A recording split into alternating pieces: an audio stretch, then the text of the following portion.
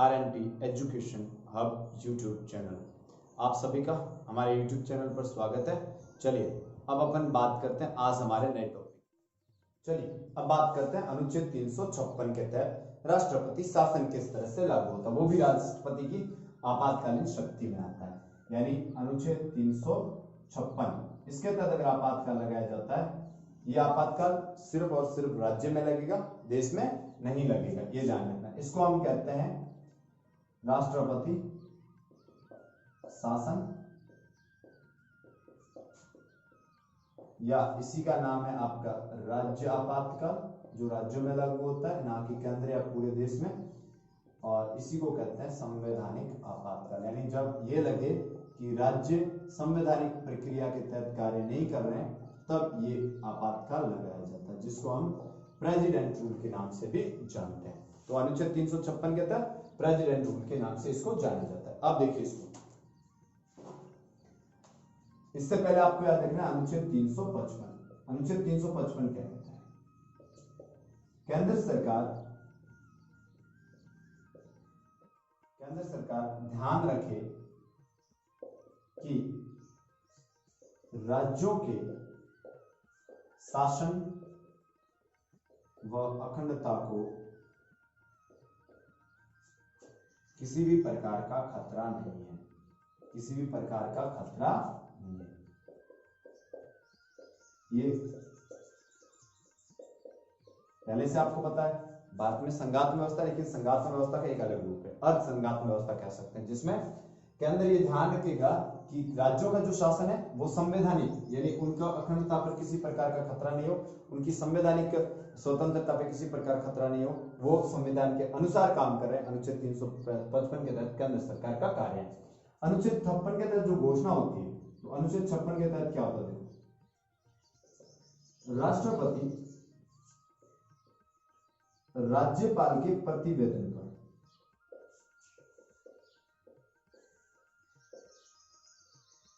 या बिना प्रतिवेदन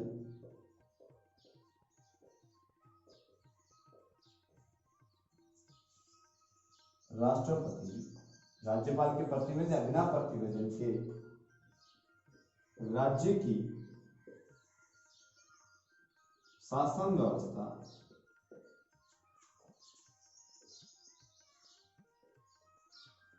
संविधान के अनुसार कार्य न करने पर, संविधान के अनुसार कार्य न करने पर राष्ट्रपति शासन लगा सकते हैं। राष्ट्रपति शासन लगा सकते हैं।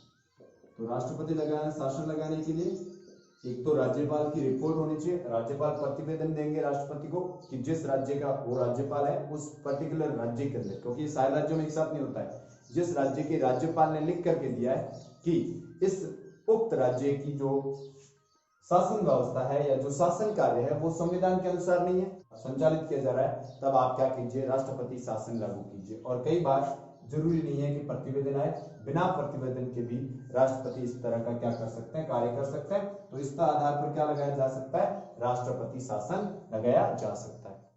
इसमें एक और तरीका जिससे लग सकता है वो है अनुच्छेद 365। राज्य द्वारा केंद्र के निर्देशों का पालन न करने की स्थिति में, न करने की स्थिति, यह अनुच्छेद 365 में लिखा हुआ है। अनुच्छेद 365 में क्या लिखा हुआ है? जैसे केंद्र सरकार का ज्यूरिसडिक्शन है, यानी केंद्र सरकार का क्षेत्राधिकार है, पार्लियामेंट संसद का क्षेत्राधिकार है, और संसद ने कोई नियम बनाया और वो नियम राज्यों पर लागू होता है, सभी राज्यों पर लागू होता है, और एक राज्य ऐसा है जो उसको लागू नहीं कर रहा है और उसको मना कर रहा है, पालन न कर रहा है, तो अनुच्छेद 365 के तहत भी क्या की जा सकती है? आपातकाल की घोषणा। तो आपको एक अनुच्छेद 356 के साथ साथ अनुच्छेद 365 भी याद रखना है, जिसके तहत राष्ट्रीय आपातकाल की जिसके तहत राष्ट्रपति शासन की घोषणा संभव है। अब इस तरह की घोषणा हो गई, तो घोषणा के लिए क्या करना होगा? यह घोषणा 2 माह के भीतर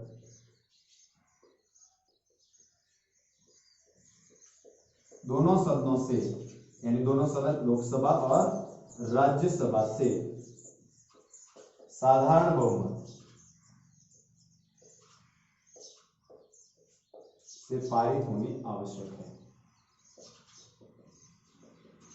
पारित होनी आवश्यक है। तो अगर अनुच्छेद 352 और 356 में मेजर डिफरेंस की बात करें तो अनुच्छेद 352 में 1 माह और यहाँ पे 2 माह, और 352 के अंदर विशेष बहुमत है, लेकिन यहाँ पर 356 में साधारण बहुमत। तो 2 माह के भीतर दोनों सदनों से साधारण बहुमत से अगर पारित हो जाए तो इसे क्या किया जा सकता है, पारित होने पर आवश्यक है, और पारित होने के बाद 6 माह तक लागू रखा जा सकता है। अगर इसे आगे और बढ़ाना है तो 6 माह करके अधिकतम 3 साल तक बढ़ाया जा सकता है।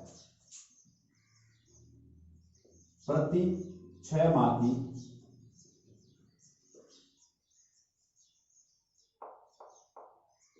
स्वीकृति के साथ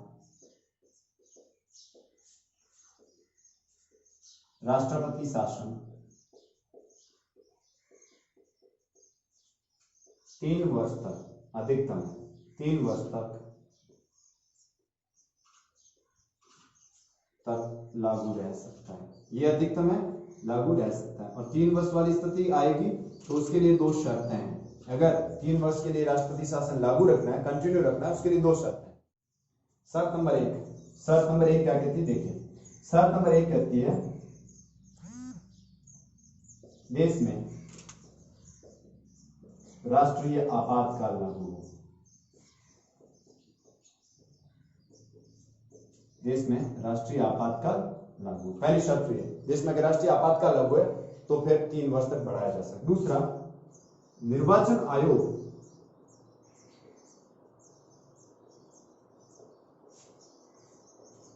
लिखित में दे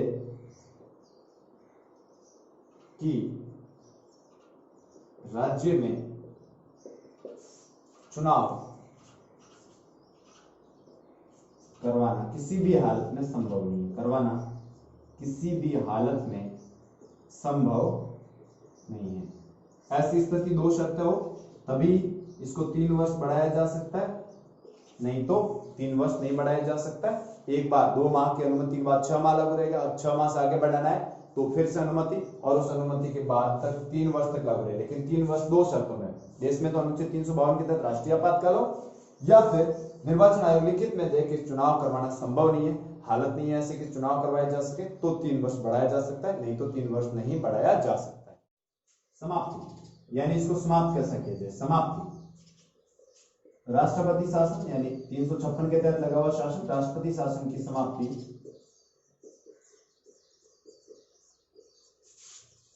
राष्ट्रपति द्वारा घोषणा से की जाती है। अब देखिए उसमें क्या था, अनुच्छेद 352 को खत्म करना है तो उसके लिए आपको लोकसभा से प्रस्ताव पारित करवाना पड़ता है। ऐसा यहाँ पर नहीं है, यहाँ पर राष्ट्रपति की घोषणा के साथ ही क्या हो जाती है, समाप्ति हो सकती है। ये प्रक्रिया है अनुच्छेद 356 के तहत राष्ट्रपति शासन। अब देखिए अनुच्छेद 356 राष्ट्रपति शासन, राष्ट्रीय आपातकाल, राज्य आपातकाल या फिर संवैधानिक आपातकाल, प्रेसिडेंट रूल के नाम से जानते हैं, ये प्रेसिडेंट रूल के नाम से जाना जाता है। इसमें क्या है, केंद्र अनुच्छेद 355 क्या, केंद्र सरकार को पता होना चाहिए कि कोई भी राज्य उसमें किसी भी प्रकार के शासन को, उसके शासन को किसी प्रकार का संवैधानिक खतरा नहीं है तभी।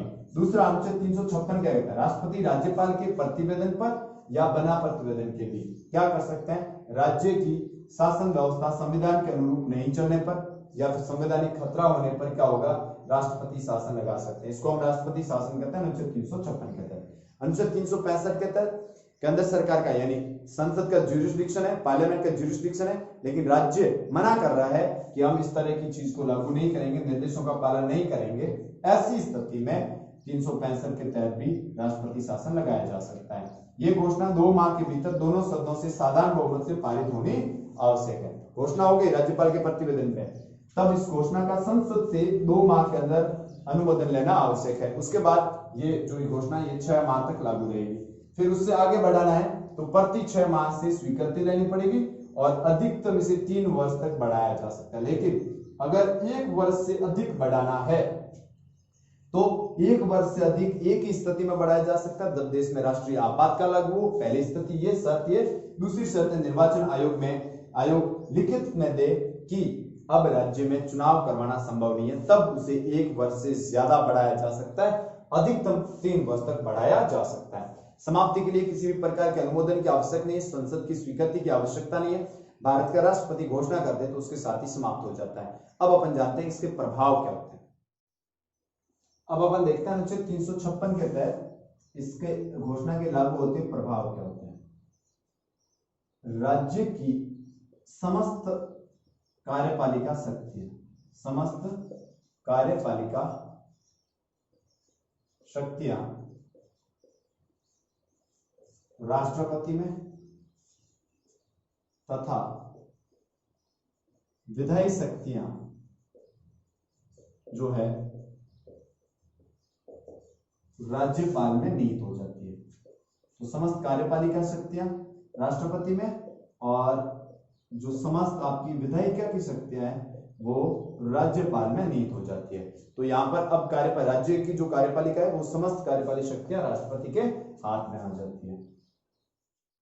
अब कार्यपालिक शक्तियां राष्ट्रपति में चली गई तो क्या होगा, राज्य सरकार को भंग करते, मंत्रिपरिषद वहां पे ऑलरेडी है, अगर राज्य सरकार को भंग किया जाता है, भंग कर दिया जाता है, तो अभी मुख्यमंत्री वगैरह जो मंत्री वगैरह है उनकी सारी ताकतें समाप्त हो जाए, सारी शक्तियां कर दिया जाता है, तथा विधानसभा या जिसको हम राज्य विधायिका कहते हैं, विधानसभा को निलंबित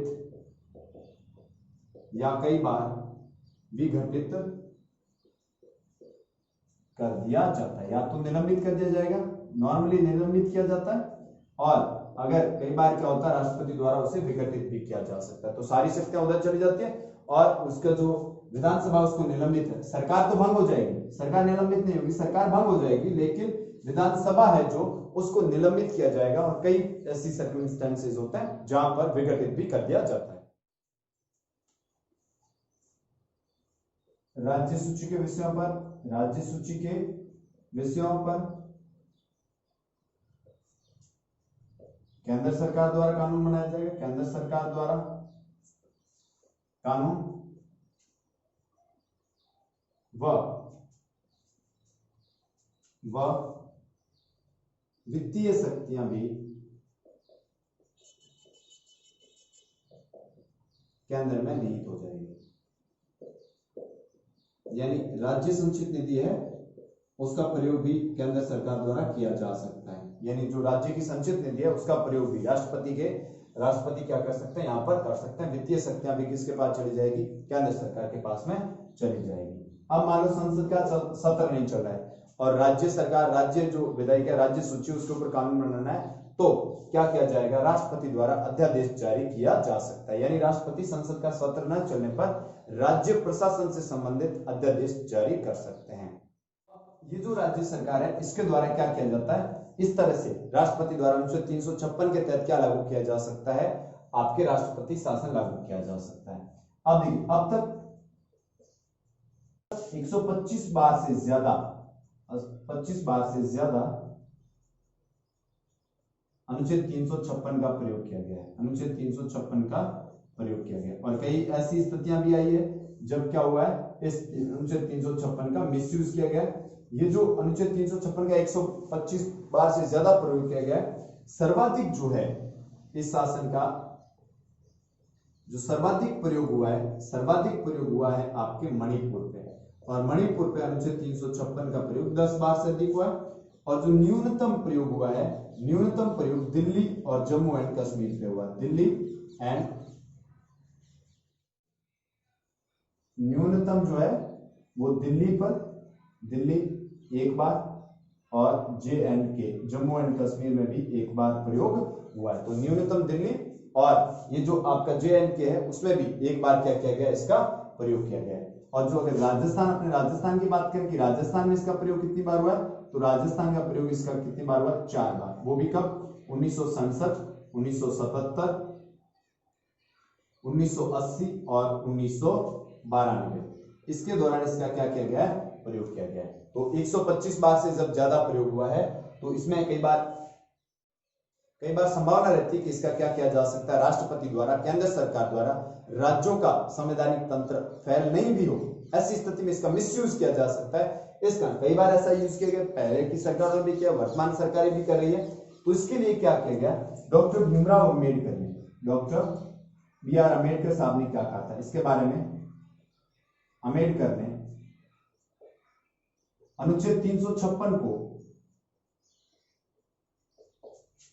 मृत पत्र की संज्ञा दी है। मृत पत्र यानी इसे उन्होंने डेथ वारंट कहा है, उन्होंने साइन करते हुए कहा था डेथ वारंट का। कई सदस्यों ने इसके ऊपर कंसर्न व्यक्त किए थे संविधान सभा के, बिकॉज वो क्या कहते थे कि ये जो साइन है, ये जो अनुच्छेद है, इससे हमारे संघात्मक व्यवस्था को क्या हो सकता है, खतरा उत्पन्न हो सकता है। इसलिए इनका प्रयोग, अनुच्छेद 356 का प्रयोग रेयरेस्ट रेयर केस में किया जाए, यानी बहुत ही अगर स्थिति खराब है उस स्थिति में किया जाए, ना कि इसे केंद्र सरकार द्वारा राज्य सरकार को गिराने के लिए एक हथियार के रूप में प्रयोग किया जाए। इसका जहां तक संभव हो इसका प्रयोग नहीं किया जाए, ऐसा डॉक्टर भीमराव अम्बेडकर ने कहा था। इसका उन्होंने इसे एक डेथ वारंट कहा था। तो इस वजह से ये जो व्यवस्था है ये अनुच्छेद 356 के तहत व्यवस्था की गई है। अब एक एसआर बॉम्बे केस आया, उस एसआर बॉम्बे केस में जो सुप्रीम कोर्ट का फैसला था उसमें कुछ बातें रखी। उसमें जो एसआर बॉम्बे केस में, SR Bombay case,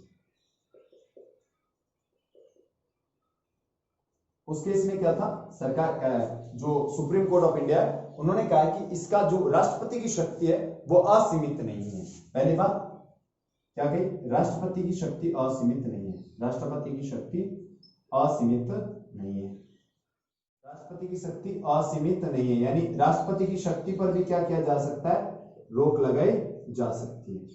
second, judicial review संभव है, यानी जुडिशियल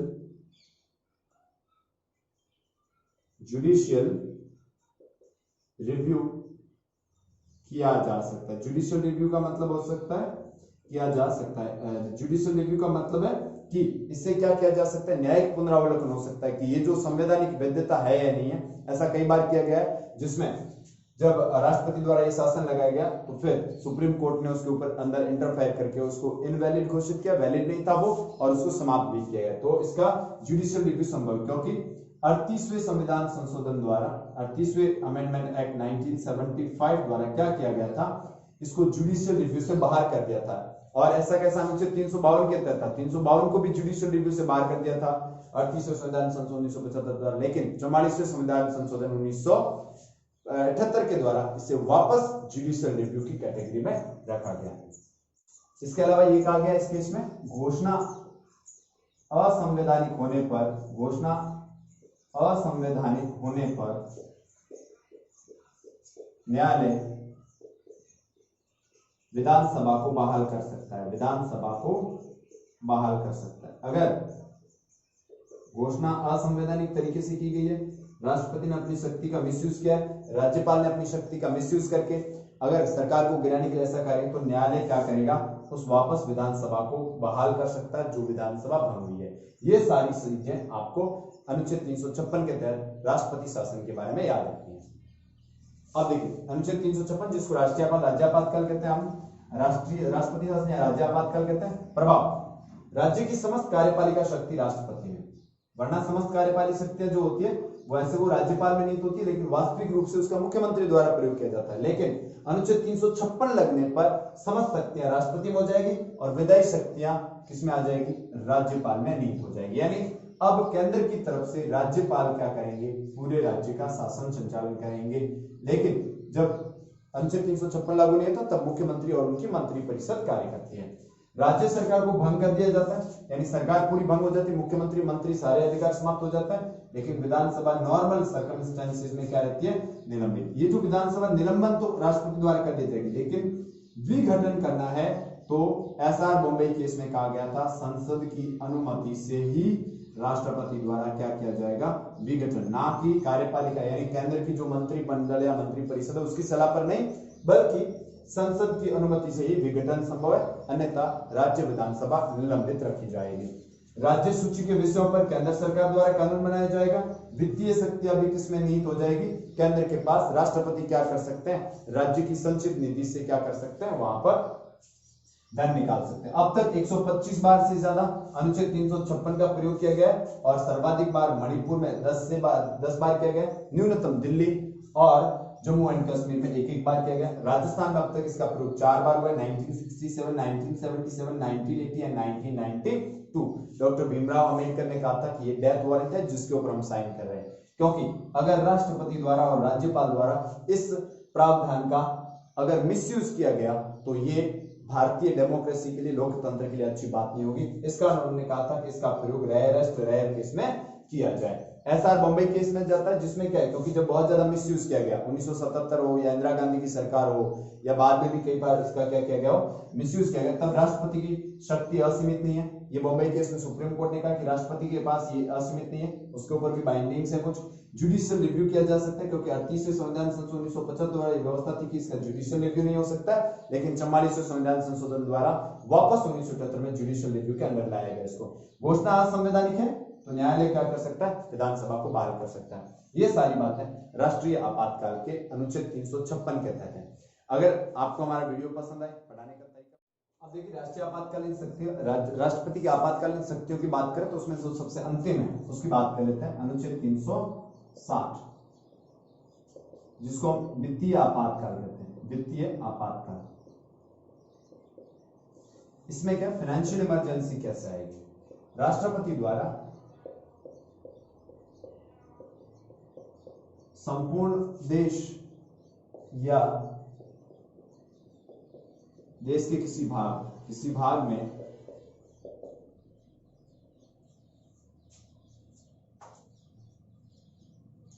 संपूर्ण देश या किसी भाग की वित्तीय साख को खतरा होने की स्थिति में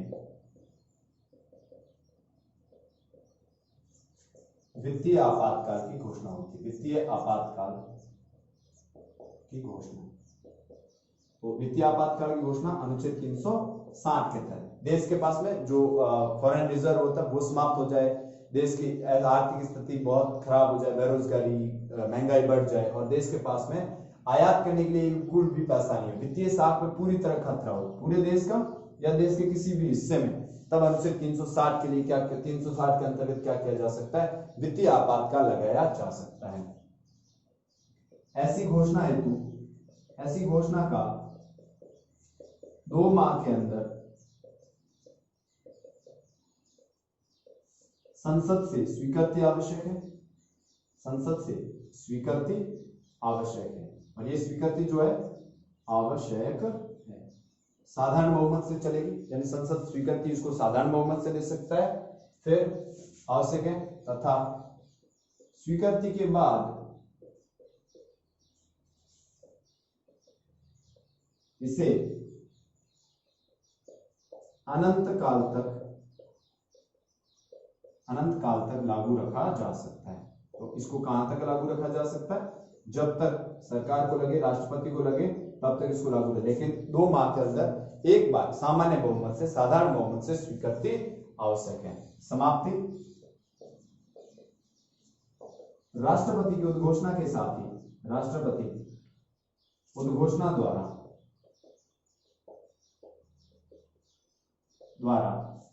वित्तीय आपातकाल समाप्त कर सकते हैं। तो इसमें ज्यादा चीजें नहीं चाहिए, एक तो 2 महीने से कर सकते हैं, एक तो 2 माह के अंदर स्वीकृति, फिर अनंतकाल के लिए लागू, और जब एक बार अनंतकाल के लिए लागू हो गया तो फिर से राष्ट्रपति क्या कर सकते हैं, 2 माह के अंदर संसद से स्वीकृति, फिर अनंतकाल के लिए लागू रह सकते हैं, और उसके बाद में राष्ट्रपति की घोषणा के साथ ये क्या समझी जा सकती है, समाप्त। अब तक भारत में